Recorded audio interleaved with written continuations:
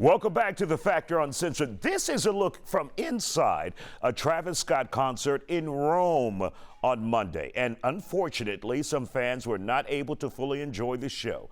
60 people found their asses injured, and we're praying for them, including a 14-year-old who fell 13 feet after climbing a wall. Now, this is after the tragedy in Houston where 10 people died. However, a grand jury determined Scott and other organizers would not face any criminal charges in that incident.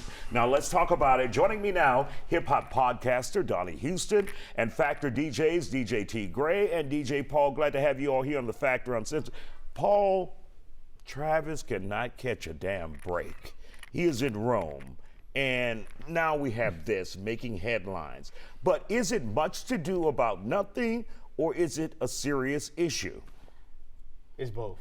I'm not gonna lie to you. I mean, you think about it. Back in the day, Selena went through this. It was on the movie. Somebody was getting hurt. She stopped the whole concert and said, "Hey, come on stage. You guys back up, chill, relax." There's a lot of things that artists can't do. Obviously, you can control the crowd, but you can only view so much what's going on because you're talking about thousands of people. You know what I mean? In this case, it's like, wow, another 60 hurt after so many died here in this hometown. You know what I mean? Mm-hmm. So it's tough. I mean, and T. Gray, what we have in the last situation with Astroworld is artists don't see everything. No. You know, you're focused on what you're doing. You have a set show. You've been rehearsing this for months and months. You have a big festival. You got shows. This show that he just did in Rome was 70,000 people at this show. So you're putting on, the distance between you and that crowd is hundreds of feet. You know what I'm saying? And there's lights and things and smoke and all this, you know, pyro and all these effects to make it a great show. So viewing a particular individual is very difficult. It's a sea of people out there. It's very difficult to see that.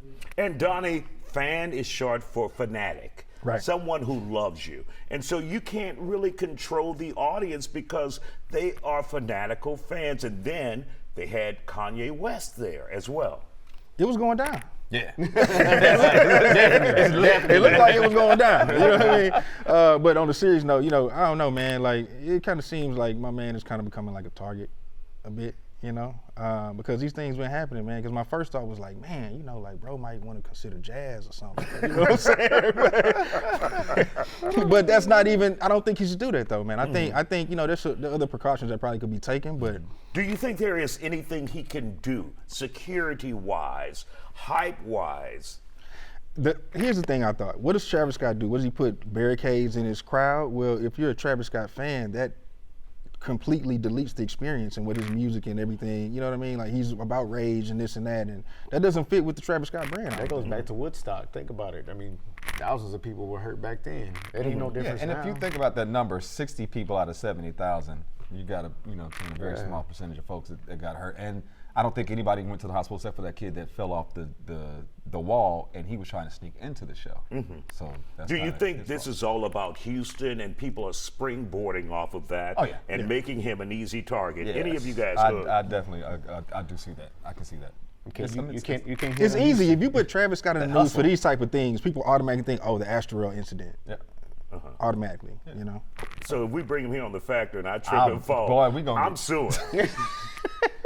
Not like I gotta do it there, boy. I gotta do it. I'm trying to get my stage DJing over there. You know what I'm saying? Hold on, Isaiah. You got my back, bro. And of course, we want to wish the best and our prayers to the families here in Houston.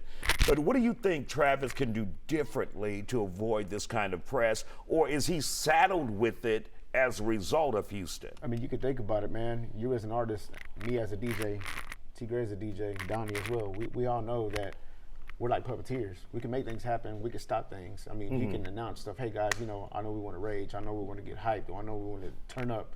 But, hey, let's cool off a little bit, you know what I mean? But it's kind of hard when you give somebody a hell of a show and trying to stop people from jumping, from mosh pitting, doing the whole 9 yards. That's pretty tough, man, when you got a lot of great fanatics that way that push and support you that hard, you know what I mean? All right. DJ Paul, DJ T. Gray, and Donnie Houston, thank you guys for joining us here on The Factor. Thanks, and we will be back with more Factor in just a moment. Stay with us.